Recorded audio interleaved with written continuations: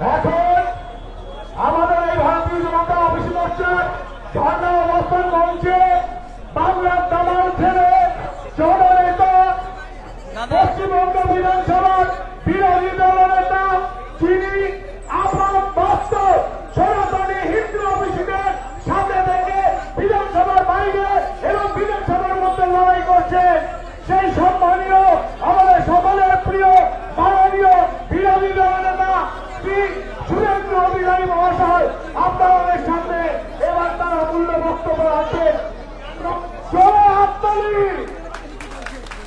भारत माता की, भारत माता की, भारत माता की, भारत माता की।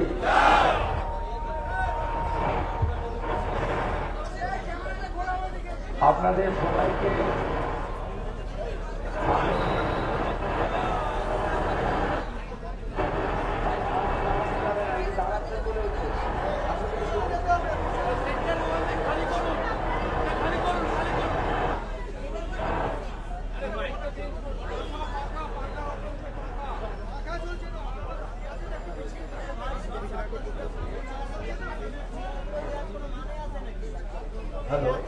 সমবেত পশ্চিমবঙ্গ ওবিসি মোর্চা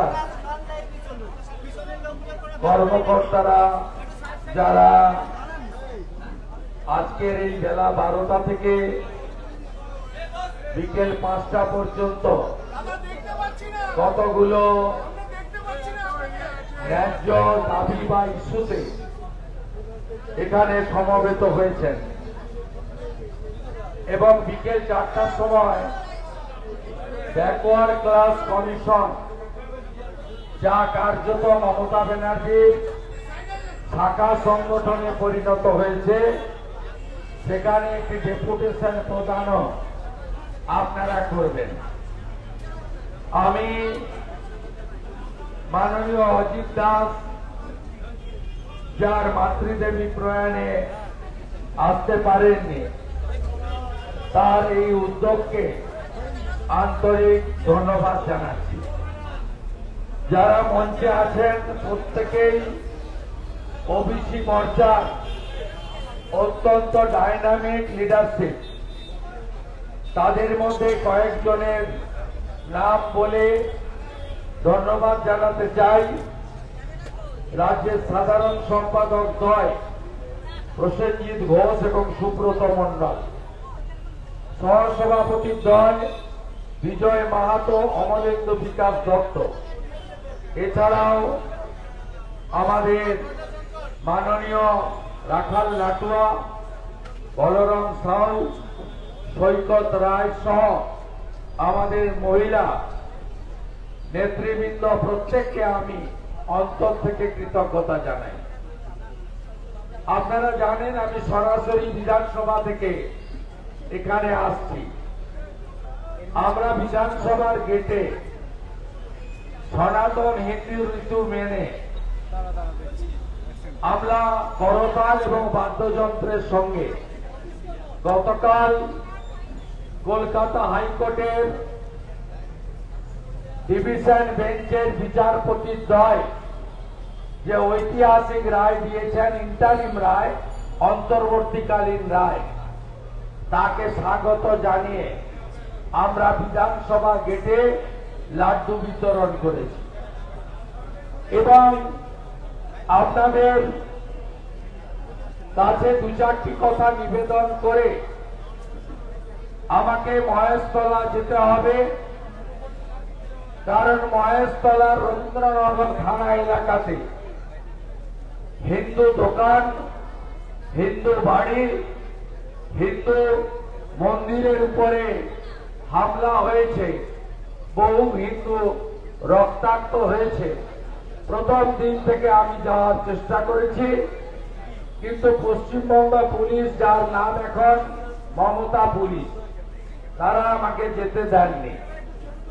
আমি মহামান্য বিচারপতি সুব্রত ভট্টাচার্য মহোদয়ের বেঞ্চ থেকে অনুমতি আদায় করেছি, তাই প্রশাসনকে আগাম বার্তা যেটা দিয়েছি সেই অনুযায়ী 3টের সময় আমাকে রবীন্দ্রনগর থানা এলাকায় যেতে হবে। আপনারা জানেন, নতুন কিছু নয়, তোষণ এবং তুষ্টিকরণ এই রাজনীতি পশ্চিম বাংলায় কোন জায়গায় গেছে।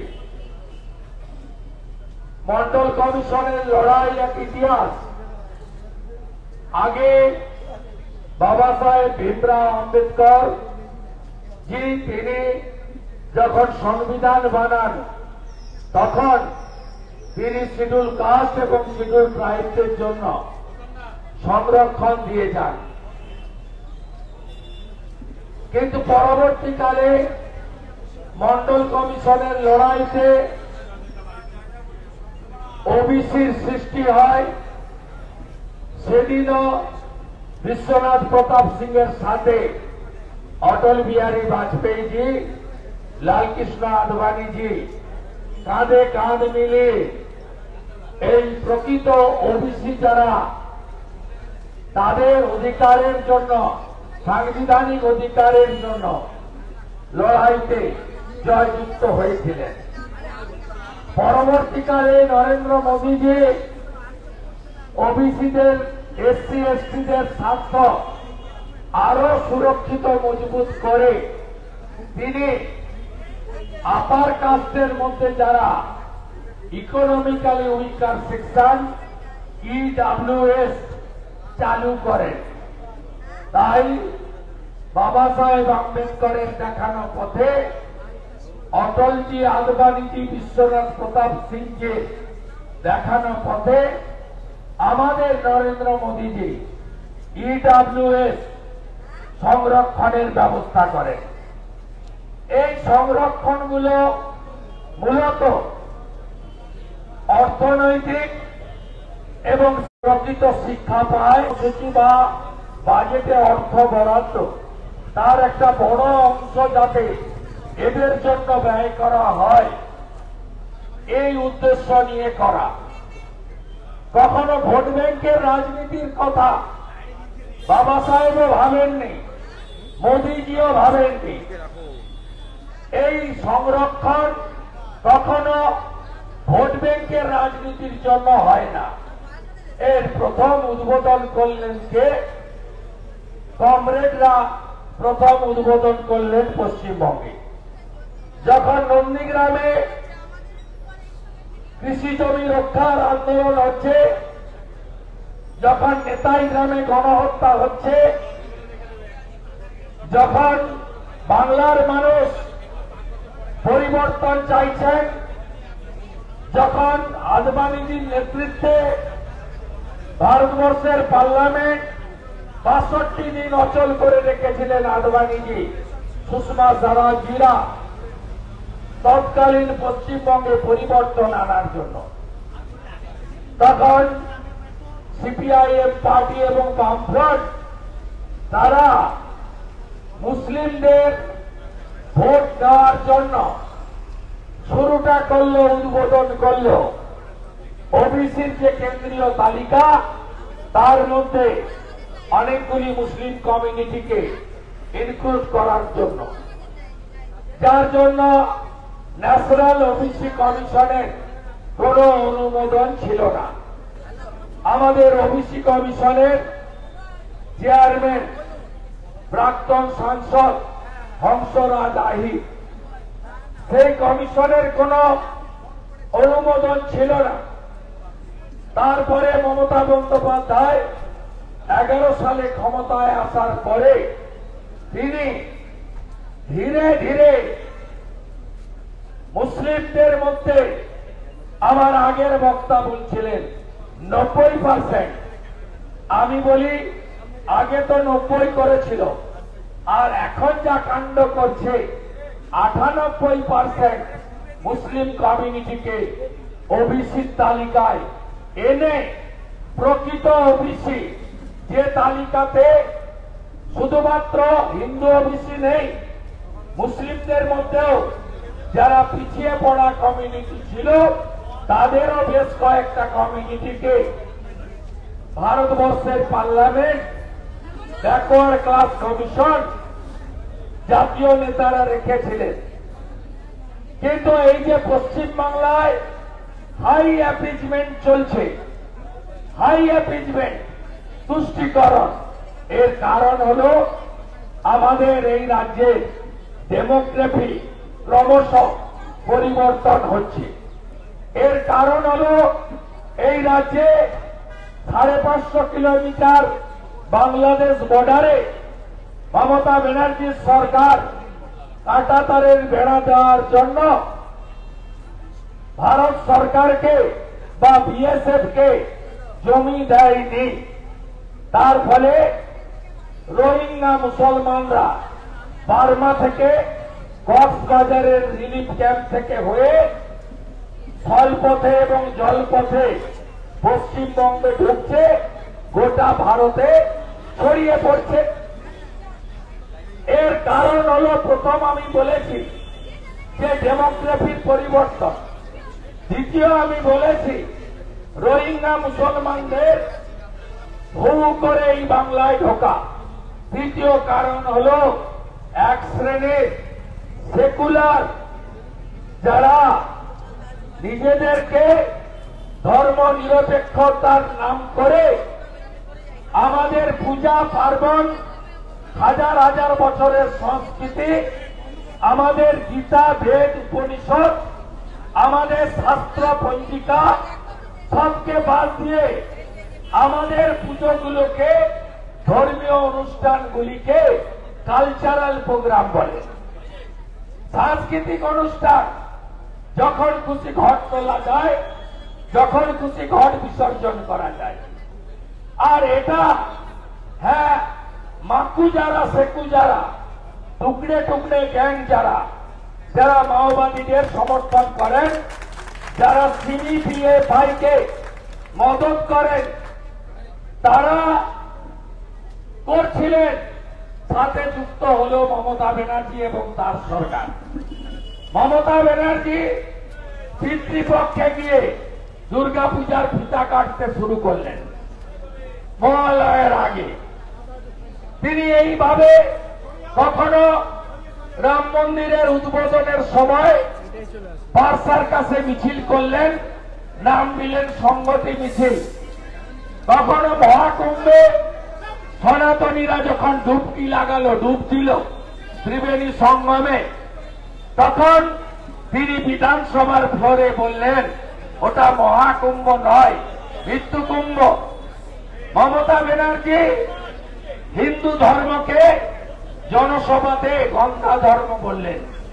এইভাবে এই বাংলাতে আজকে ধর্ম নিরপেক্ষতার নামে তোষণটা চরম জায়গায় চলে গেল।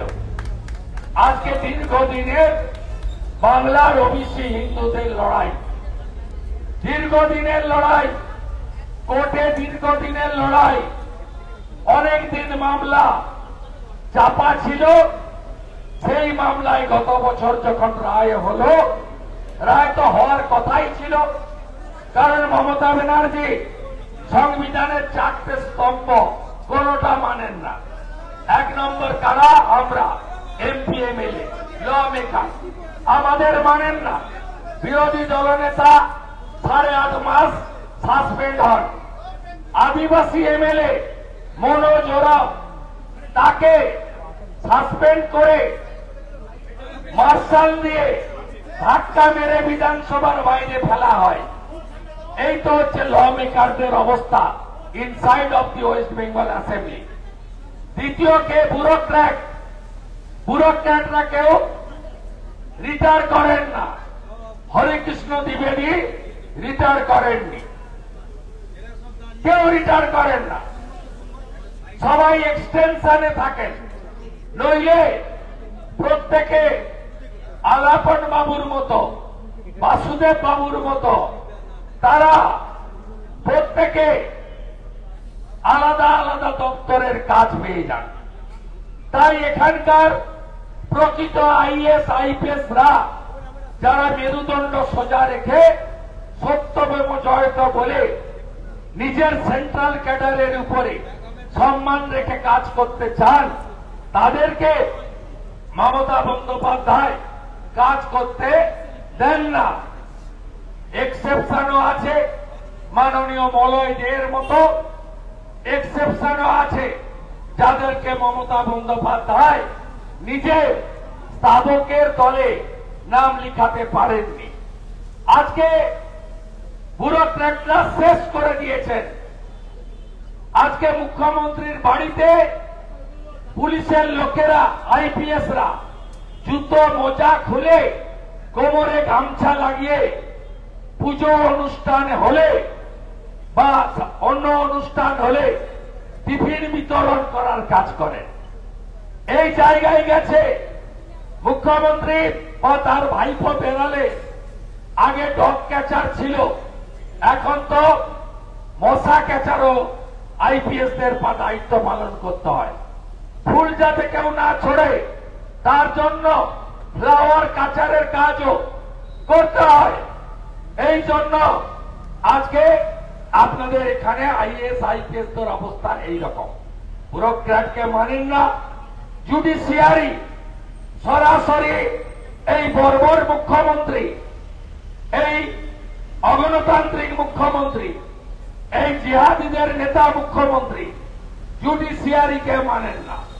আপনারা দেখেছেন ভূভারতে এমন একজন মুখ্যমন্ত্রী যিনি নন্দীগ্রামের নির্বাচনের মামলা করতে গিয়ে যখন চিফ জাস্টিস মাননীয় বিচারপতি কৌশিক চন্দ্রকে এই মামলার দায়িত্ব দেন, তিনি সরাসরি চ্যালেঞ্জ করেছিলেন যে কৌশিক চন্দ্রকে গেরুয়া শিবির, তাকে আমি মানব না।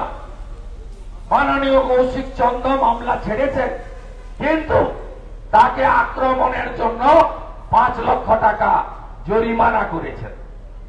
অভিজিৎ গাঙ্গুলিকে তার দ্রুত আরোগ্য আমি প্রার্থনা করব। তাকে সরাসরি এই মমতার চাকররা, কর্মচারীরা চ্যালেঞ্জ করে বলেছিল, হাইকোর্টে তো বড় বড় কথা বলছেন, আসুন ময়দানে, আপনাকে আমরা বুঝিয়ে দেব ময়দানটা আমাদের।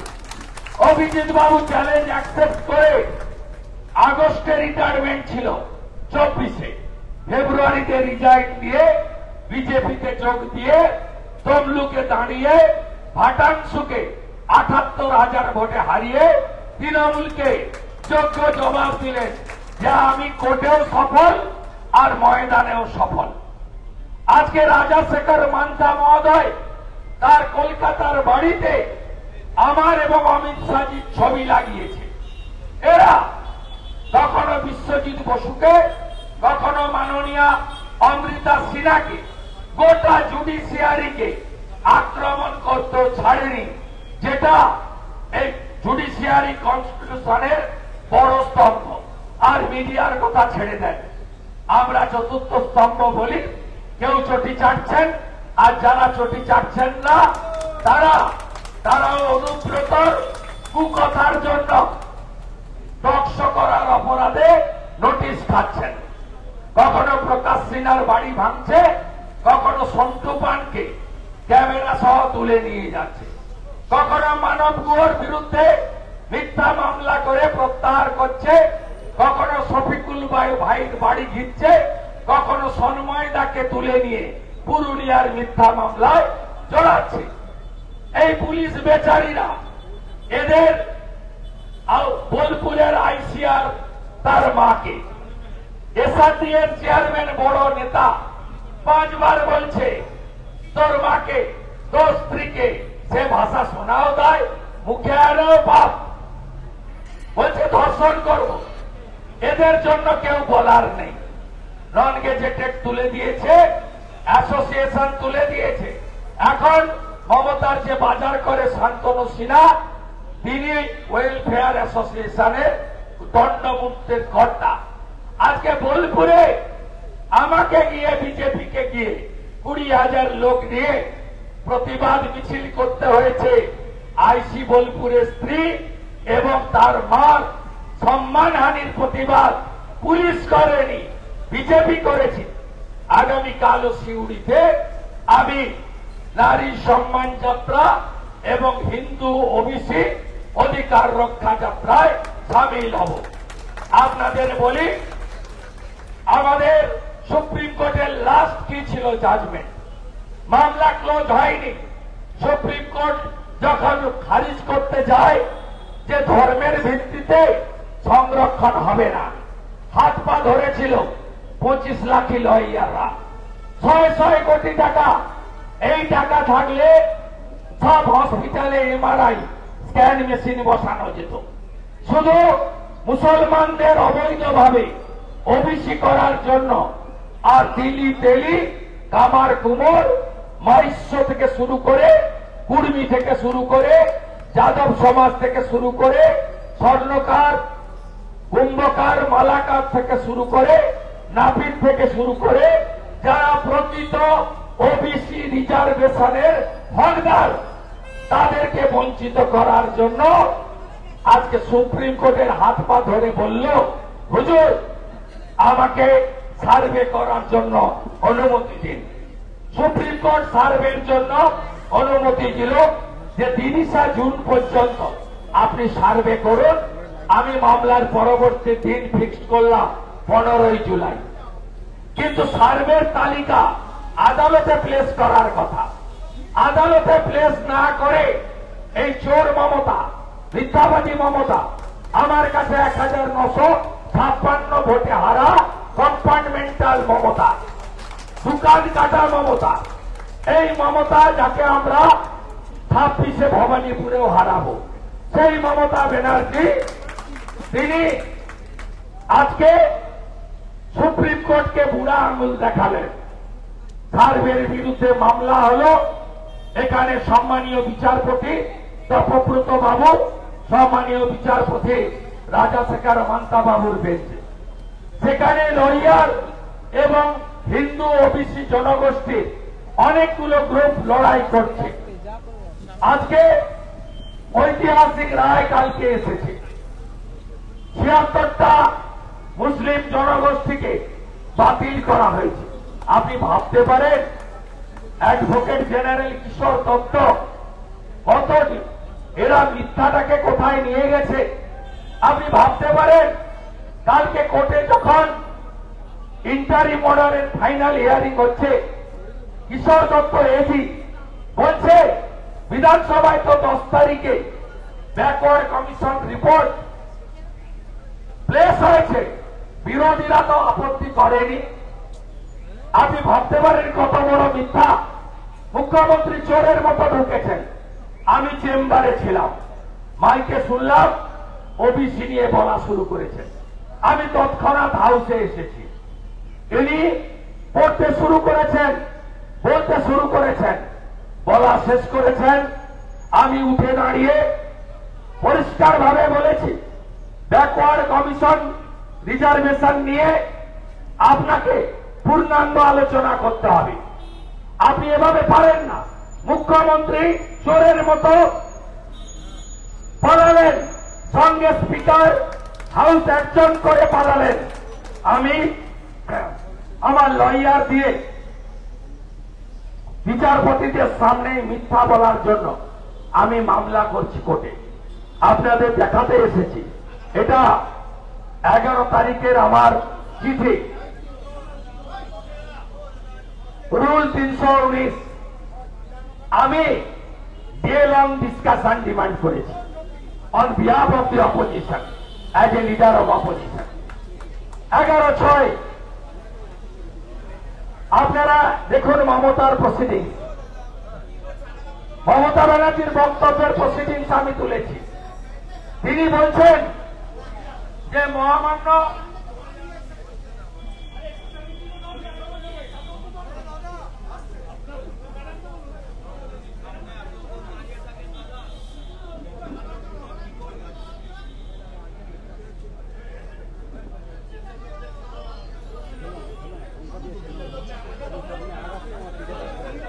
দেখুন আমার এই কথাটুকু, এটা মুখ্যমন্ত্রী, আমার এই কথাটুকু শুনবার জন্য মাননীয় স্পিকারকে কৃতজ্ঞতা জানাচ্ছি, আমাকে কিছু বলার সুযোগ দেওয়ার জন্য।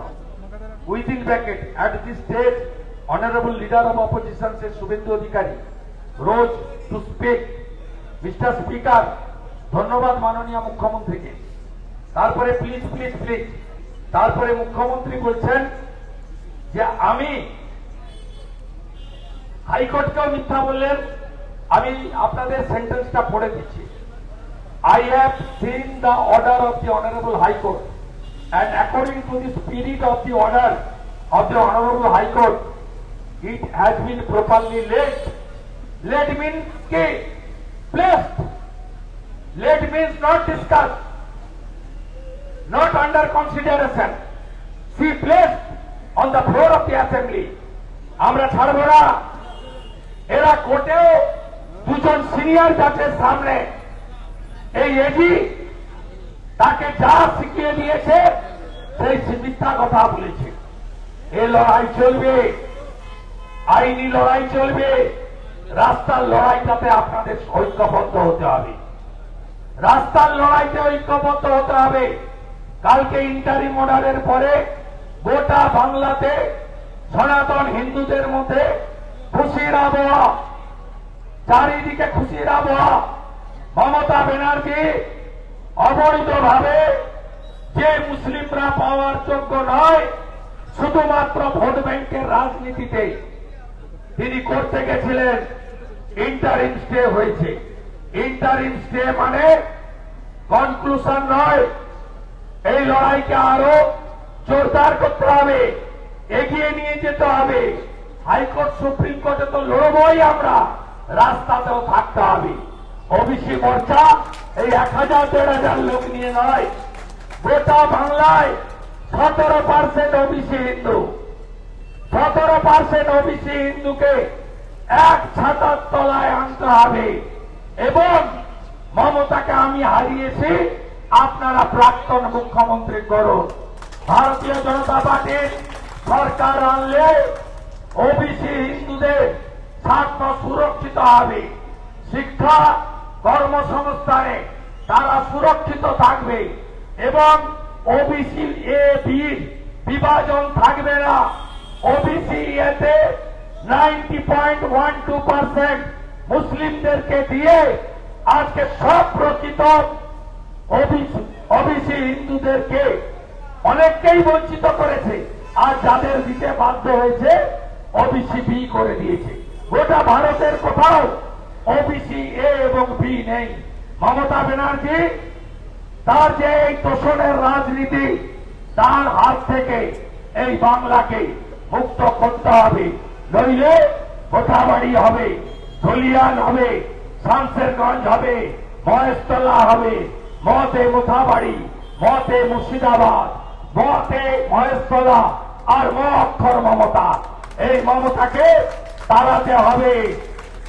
তাই যোগীজির কথায় বাটেঙ্গে তো কাটেঙ্গে, মোদীজির কথায় এক रहेंगे তো সেফ रहेंगे। আজকে সকালেই ন্যাশনাল লিডার এবং আমরা ভার্চুয়াল মিটিং করেছি 5টা জোনে। এখন যেহেতু বর্ষা, বড় করে সব সমাজকে যুক্ত করে কুর্মী, মাইশ্য, আমাদের যাদব, বাকি যা আছে আগুরি থেকে শুরু করে সব পুরো সমাজকে যুক্ত করে আপনারা যেটা কলকাতায় বলছেন, সোশ্যাল মিডিয়ায় বলছেন, ইলেকট্রনিক্স মিডিয়ায় বলছেন, প্রত্যেকটা ওবিসি হিন্দুর বাড়িতে এই কথা পৌঁছে দেওয়া দরকার আছে, জাগরণের দরকার আছে। কারণ আমরা যদি 26-এ দাঁড়াতে না পারি, শুধু ওবিসি হিন্দু নয়, পশ্চিমবাংলার রাষ্ট্রবাদী সনাতনীদের আজকে মমতা বন্দ্যোপাধ্যায় শেষ করে দেবেন, আমাদের অস্তিত্ব বিপন্ন হবে। তাই আসুন জোর বাঁধুন, এই লড়াইকে লড়তে হবে, এই লড়াই জিততে হবে। আমি আপনাদের সকলের শুভেচ্ছা মাথায় নিয়ে আমি মহেশতলার উদ্দেশ্যে যাত্রা করলাম এবং আপনাদের প্রত্যেকটা কার্যক্রমে জেলাতে করুন, রাজ্যে করুন, যেখানেই করুন, বিরোধী দলনেতাকে পাবেন, কেউ উঠে যাবেন না। 5টা পর্যন্ত ধর্ণা চলবে। আরো বিধায়করা আসছেন, নেতারা আসছেন। অ্যাসেম্বলি শেষ করে নরহরি মাহাতো মহোদয় ওবিসি মোর্চার রাজ্যের অত্যন্ত prominent leader, senior vice president এবং কর্মী সমাজ তিনি এসেছেন, তিনি সভাপতি চণ্ডীবাবু এসেছেন, ভাই রাজীব বারার সাথে সভাপতি এসেছেন, সবাই আছেন, আরো বিধায়ক এবং নেতারা আসছেন। এই লড়াই চলবে, এই লড়াইতে জিততে হবে এবং আমরা উইস্যান্ড ওভার কাম। গতকাল থেকে মমতা ব্যানার্জি শোক দিবস পালন করছে। মমতা ব্যানার্জিকে আর তার ভাইপোকে দেখা যাচ্ছে না, শোক দিবস পালন করছে। আজকে মমতা বন্দ্যোপাধ্যায় তাকে এই রাজ্য থেকে সরিয়ে আমাদের সুশাসন প্রতিষ্ঠাই হবে একমাত্র লক্ষ্য। সকলে ভালো থাকুন। আপনাদের বিরোধী দলনেতা, পশ্চিমবঙ্গের বিরোধী দলনেতা, আপনাদের এই লড়াইকে হিন্দু ওবিসি সমাজের সঙ্গে ছিলাম, আছি, ভবিষ্যতেও থাকবো। সবাই ভালো থাকবেন। ভারত মাতা কি, ভারত মাতা কি। OBC Morcha, OBC Morcha, Hindu OBC, Hindu OBC, বাংলার OBC, Hindu OBC, Hindu OBC. জয় শ্রীরাম, জয় জয় শ্রীরাম।